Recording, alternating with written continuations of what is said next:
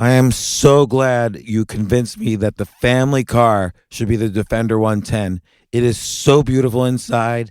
It's so comfortable and it just feels indestructible. Yes, it really is. I've been waiting a long time for the new model to come out. The Defender 110, I'm telling you, it's my favorite car of all times. It's my third one. You know, I have stories of going off road. The guy managed the group. He was like, "What are you doing in this beautiful car?" I'm like, "I'm going off road." He's like, "Are you sure? Because you can use one of ours." And then they look like Mad Max cars. I'm like, no, we're going to do this. And he was shocked. Wow. Well, it's great because the Defender has been reimagined for 21st century adventure, and its unparalleled off-road ability as well as its robust interior are invaluable whether you're headed towards uncharted territory or just a weekend of exploration. The Defender 110 tackles challenging surroundings with absolute confidence. The SUV conveys strength outside and in, featuring peerless technology like an intuitive driver display and an award-winning infotainment system. That's my favorite part, to keep you connected no matter where the journey takes you. Adventure is unique to everyone, and so is the Defender. Choose from the two-door Defender 90, the four-door Defender 110, or the larger Defender 130 with the ability to seat up to 8 passengers. You'll find uncompromising performance in all three. So pack up and go even further with the Defender 110. Learn more at LandRoverUSA.com/Defender. These days, we're all investors, trying to be smart with our money despite our worst impulses. But at iShares, we believe that deep down inside of every investor is a better investor. One that's just waiting to be let out. Explore iShares ETFs and insights and let your best investor out. Visit iShares.com for more information. This isn't your average business podcast, and he's not your average host. This is the James Altucher Show. Today on the James Altucher Show. I'm not really interested in side hustles anymore. I know we were calling this stuff Side Hustle Fridays when we were talking about other ways to make money. These are all possible opportunities, not just for a side hustle, but for people to make millions of dollars a year. And they're alternative careers in the sense that they're not the sort of thing you learn in college. You choose that career as much as it chooses you.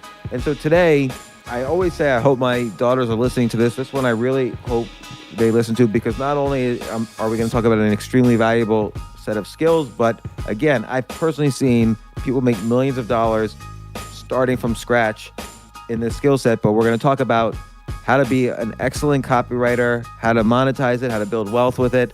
So here's Anna Powers to talk about copywriting.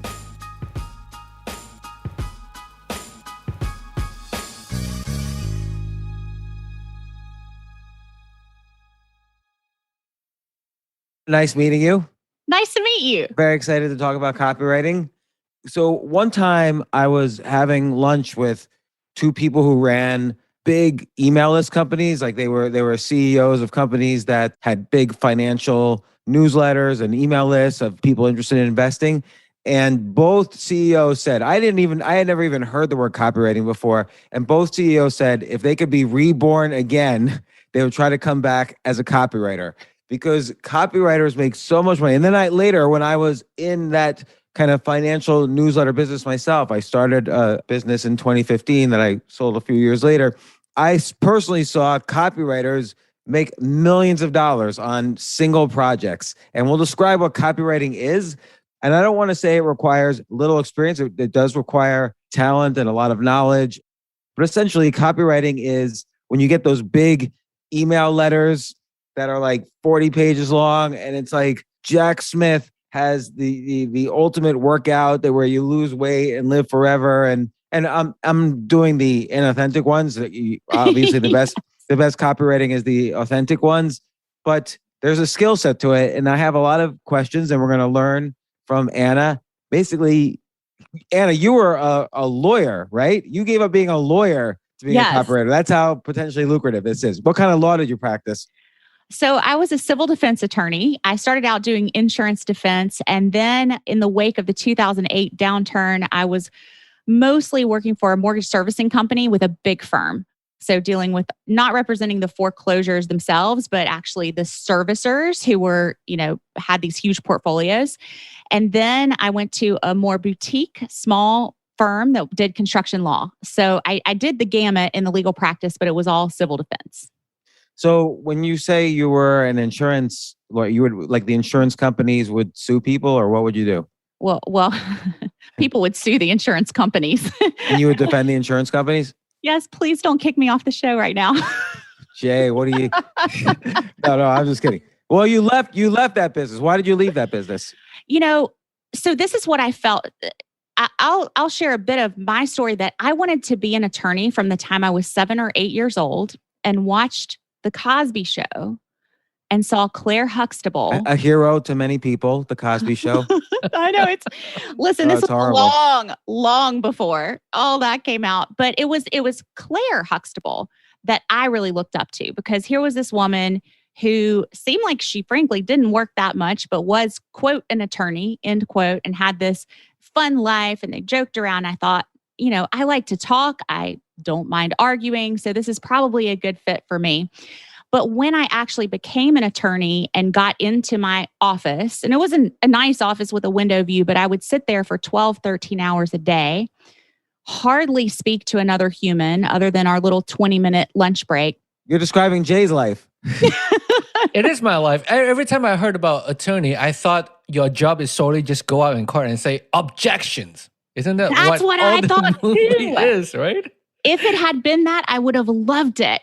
But it's really more researching and writing. And I do love writing. And so there were aspects of the job that I loved, which was the analysis of the arguments and putting all the pieces of the puzzle together. That was fun. But what I missed was really the human element, because frankly, I didn't get to start arguing in court until maybe 3 years into my practice. I practiced for 8.5 years before I fully left.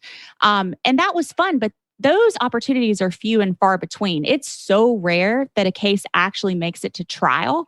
So even to make it to motion hearings and such, it doesn't happen every day. So I started thinking, is there a way that I could use these skills that I have of research and analysis and writing in a way that feels better to me? Because there was an element of feeling like, I'm making a ton of money for these big corporations that don't always. I've actually been rereading your Choose Yourself book, James, and thank you. Big corporations that don't always necessarily care about the human element, right? Because they exist to make money for their shareholders. And so I thought, how could I take my skills and put them to use for companies and missions and visions that I actually believe in, that I can feel proud of supporting? And so that's how I found copywriting and started digging into that world. And so, okay, before we get into like what you did in copywriting, just define it for our listeners. So I call copywriting your words that sell. So basically, as distinguished from the legal copywriting, which is protecting your intellectual property, which is where most people's brains go when I start talking about it. Right, like copywriting has nothing to do with copyrights. Exactly.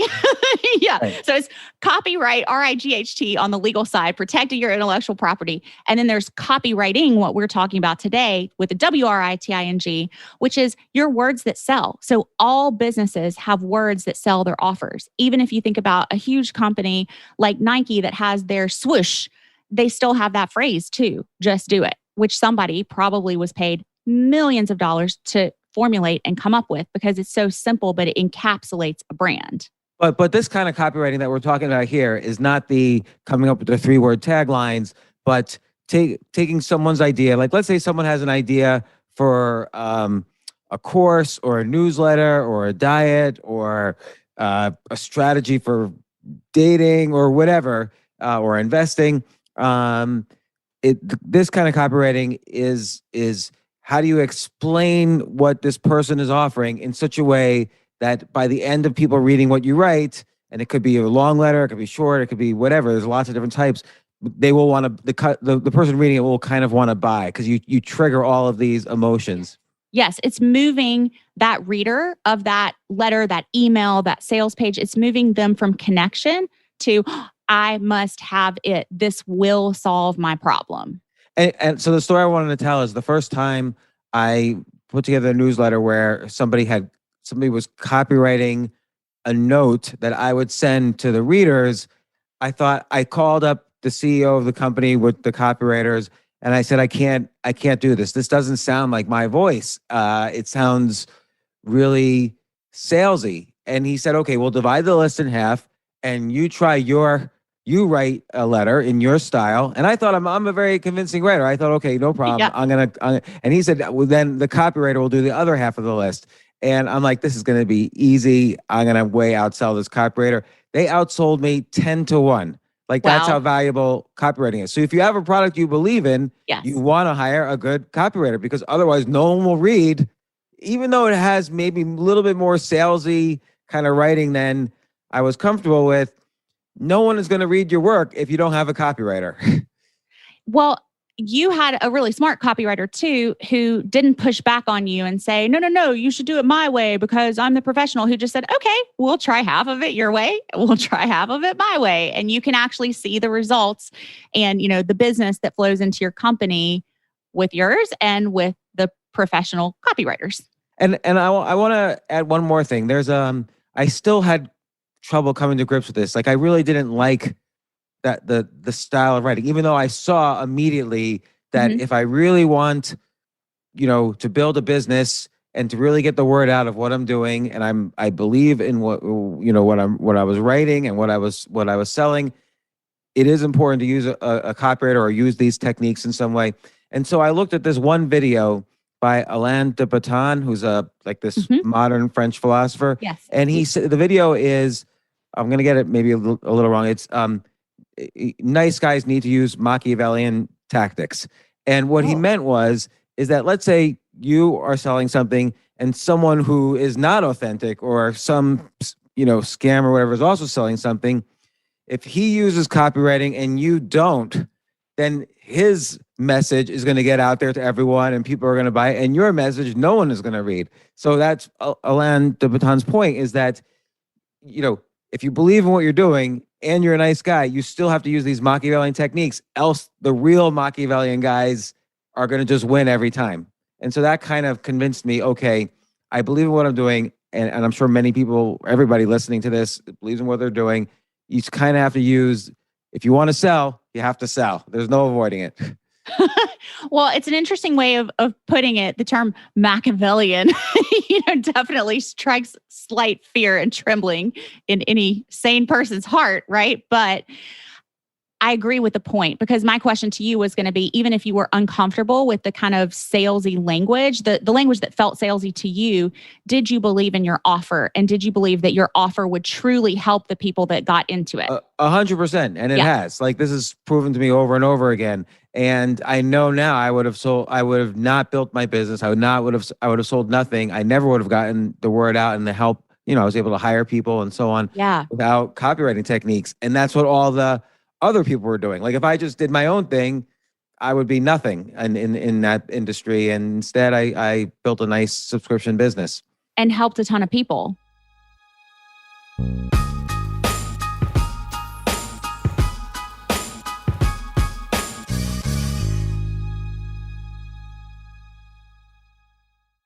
Oh my gosh, I love these clothes. Mizzen and Main. That's Mizzen and Main. It really is the most comfortable work clothes.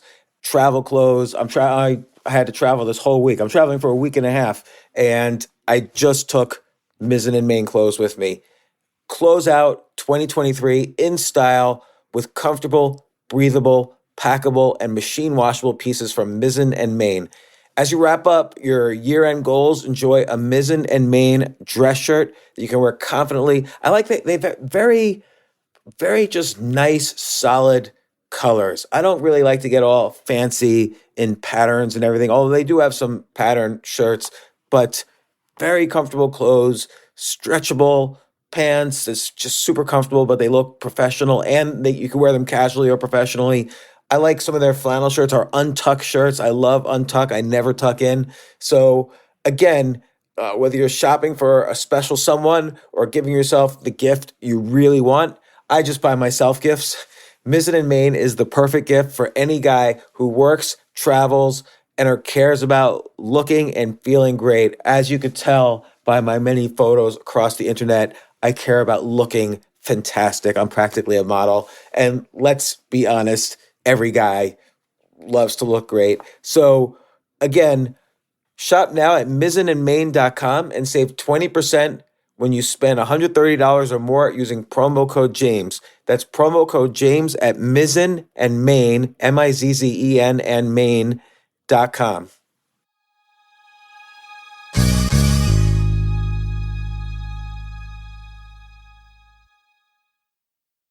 You know what I love about fantasy sports is that even though I'm not going to be a great basketball player or a baseball player or a football player or whatever, I feel like I get to participate and make decisions and use my knowledge of these different leagues or these different sports to compete.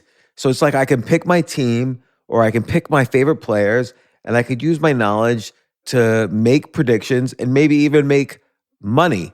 So with the basketball season here, you can now pick combo projections across football and basketball from the Specials League on Prize Picks.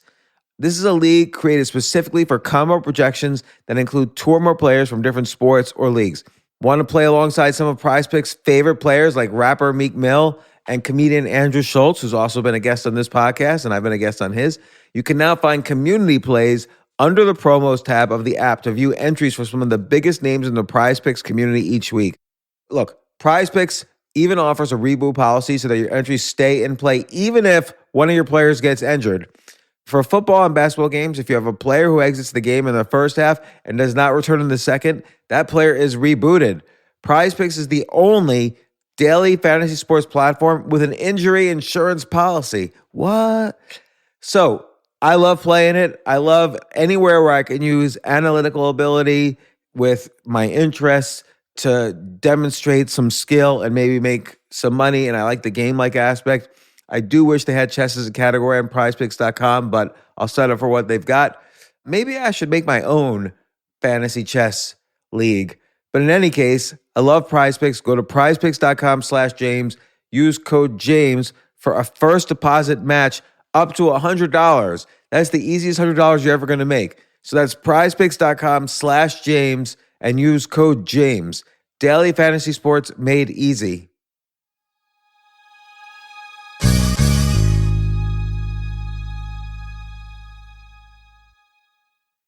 The future of learning is definitely online. Like, it's such BS that you have to spend $200,000 or take $200,000 in loans and go to some fancy school when it's useless. It doesn't guarantee you a job.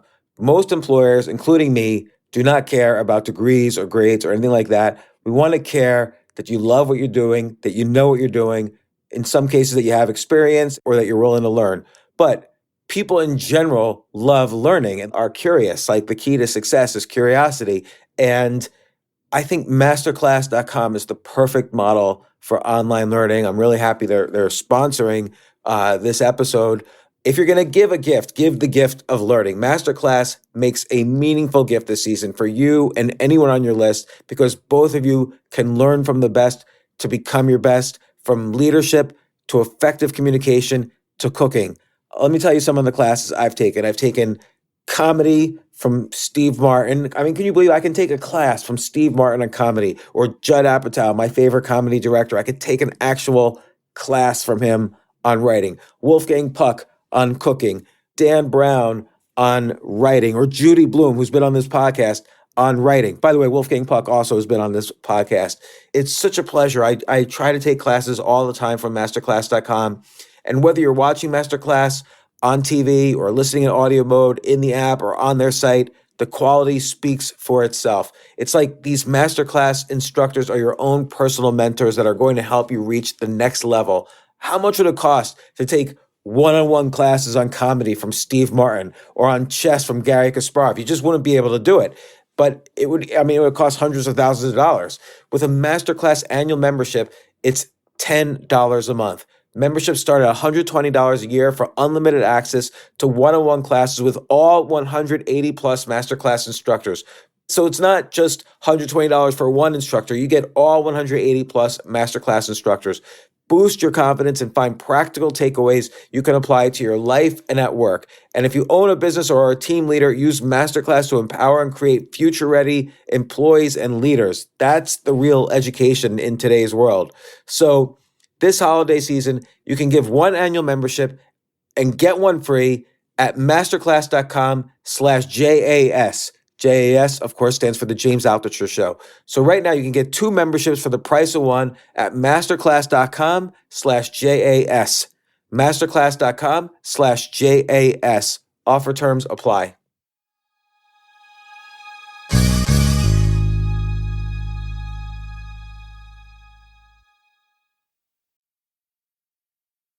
So there's something that a lot of copywriters talk about, which is, I say push on the pain. Some people say twist the knife, and there's been, with this pendulum swing back really toward ethical marketing. And, I consider myself an ethical person, and I'm sure that everyone listening, like, you consider yourself an ethical person as well.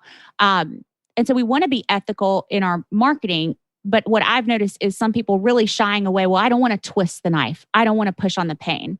But the analogy that I give when you're talking about in your copy, pushing into your readers' pain points, it's not to be mean or be cruel or leave them like worse than you found them. It's to kind of shake them awake, because we numb out, right? We do all kinds of things as human beings to make ourselves believe that it's really better than it is when we have a big problem.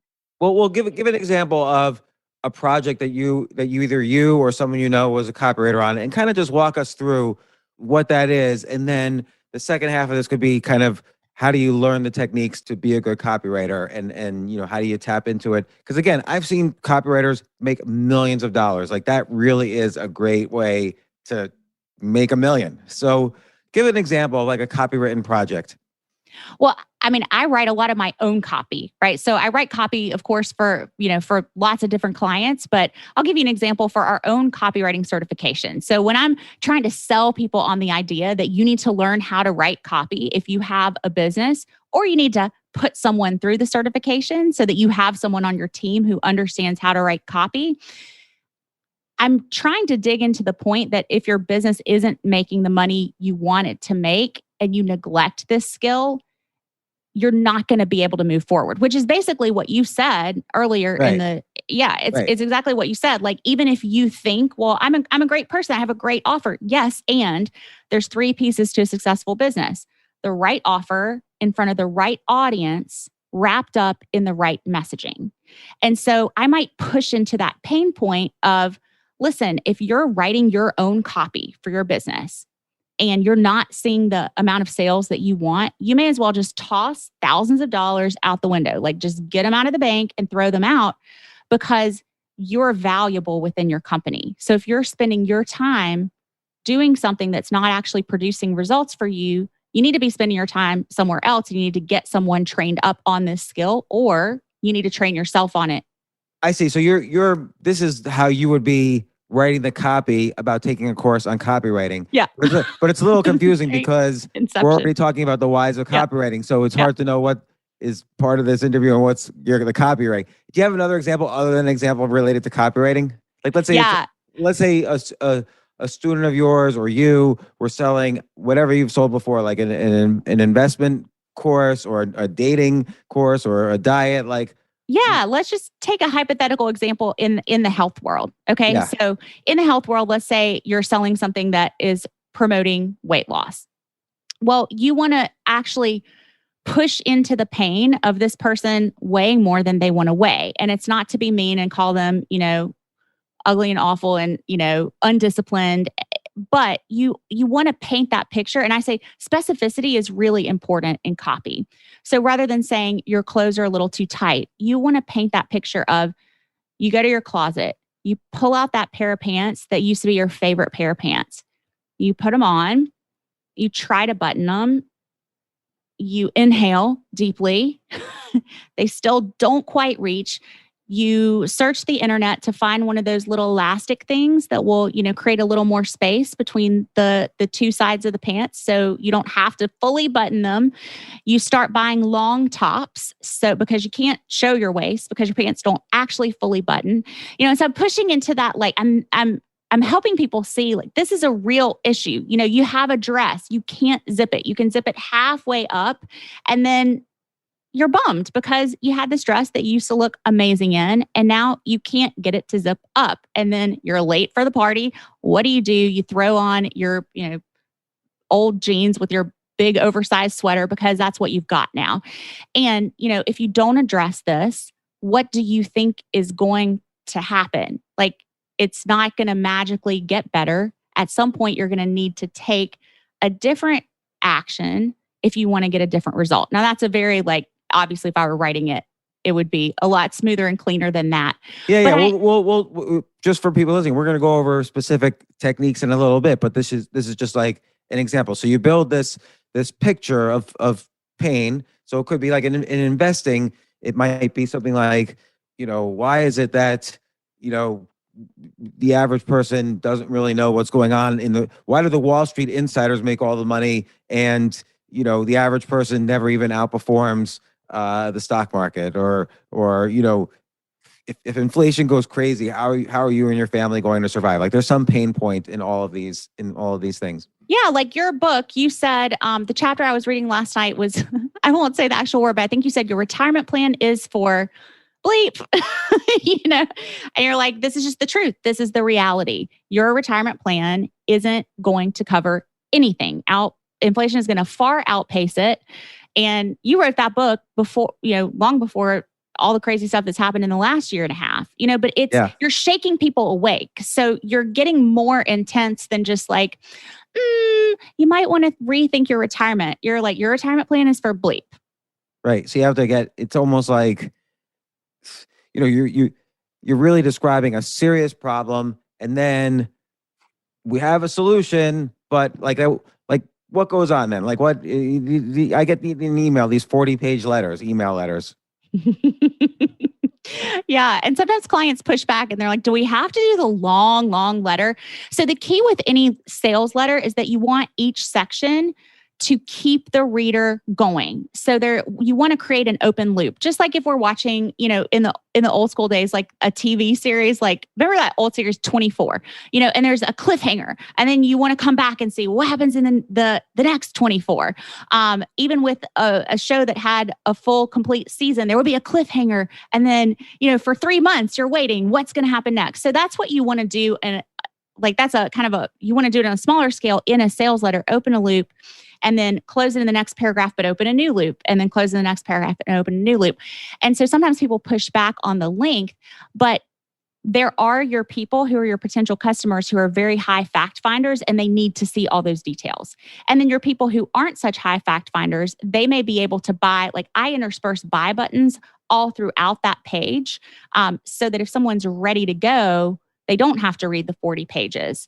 I thought one of the reasons for the long letter is because if you actually sit there and read like a 20 or 30 page letter, by the time you're finished, you kind of have this cognitive bias that, hey, I just spent all this time reading this letter. my brain is telling me, oh, I must like this letter then. And so there's kind of a cognitive bias that makes you go forward. That your brain doesn't want you to, your brain doesn't want, it's like a sunken cost fallacy. Like your brain doesn't want you to think that you wasted your time. Yeah. I mean, I think you're right on that as well. That you're invested by the time you've spent that amount of time. And I tell my clients, once someone buys your offer or gets to that point where they're about to buy, they want your offer to be amazing. So they're predisposed to think that this is the best thing. So what I'm doing when I'm moving them through those sections is really contrasting what I call their world of pain. And that's where we push on the pain and really exacerbate the pain and pump it up to show them how bad it really is. And that it's like, how do you do that? How do you like close the first loop and open the second loop, as you've been calling it? Let's go with a weight loss example of an older woman who's actually like a grandmother who is just kind of let time take its toll, right? And so she now has her first grandbaby, and her weight is preventing her from being as active as she wants to be with her grandbaby. Okay, so she can't like comfortably get on the floor, kneel down, play. And I'm going to paint that picture in exacerbating the pain. I'm going to say, like, you're at the family gathering. Your new grandchild is like making their first little crawling steps. And you want to be right there, like on their level to encourage them. And you don't have the mobility to be able to do it.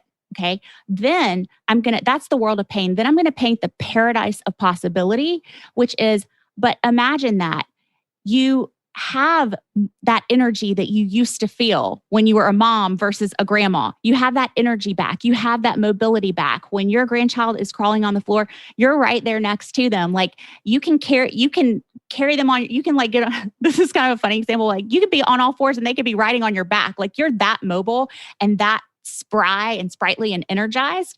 And you're creating those memories you can never, ever get back. And so if you're waiting 5 years, that kid isn't going to want to play on the ground with you anymore. They're not going to want you to carry them around on your back. But right now, if you will take this action to release some of this weight that you've allowed to build up, which we have a way for you to do that's really, it's not as hard as you think it's going to be, because when you get into this program, we're going to be with you every step of the way. We understand where you are. We understand you're not trying to look hot in a bikini for your college graduation.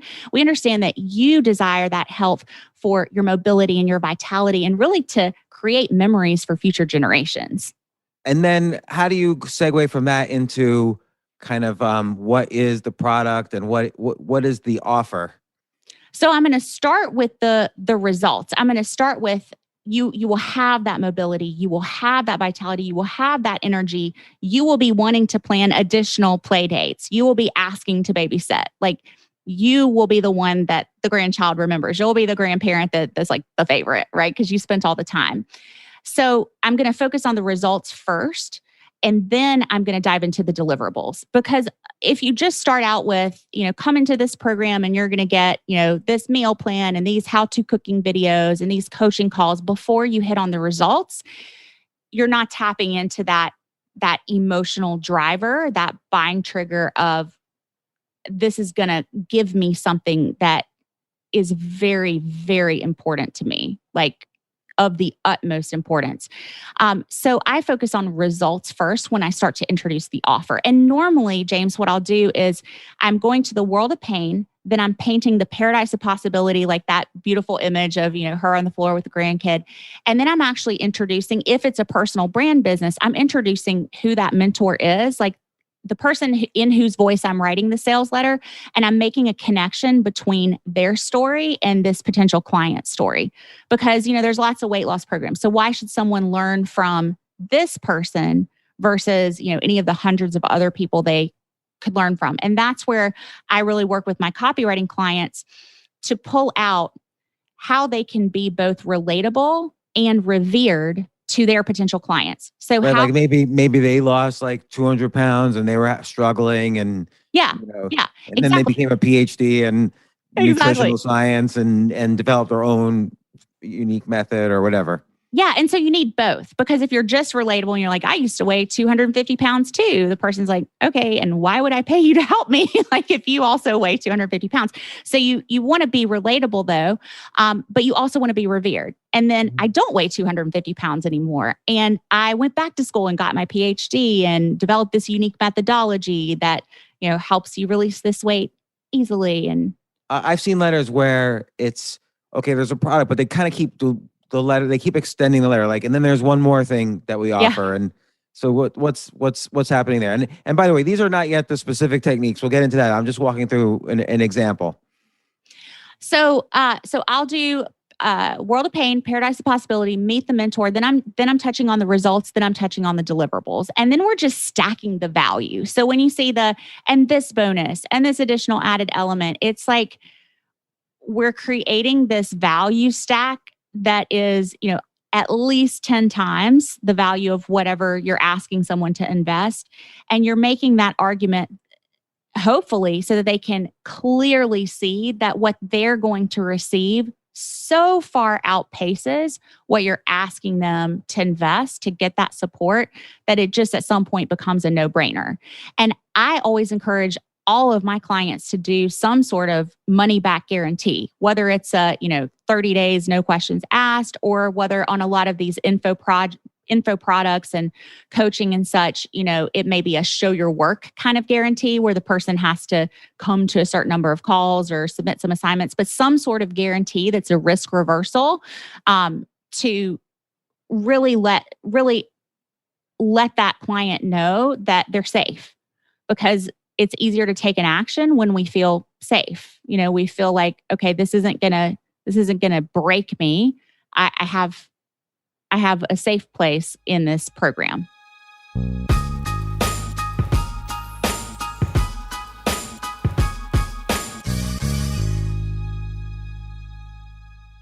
Trying to pack in as much as possible in part 1 and part 2 of this. They're both available today, both parts. We talk about the specific skills needed and techniques to be a great copywriter. Anna Power is really a wonderful person to talk to about this. So stay tuned for part 2.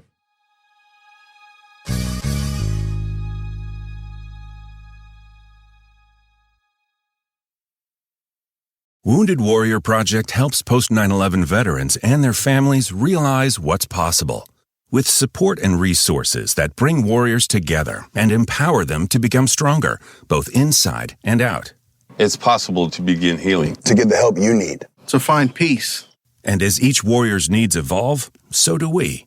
Because these last 20 years are just the beginning. Learn more at woundedwarriorproject.org/together.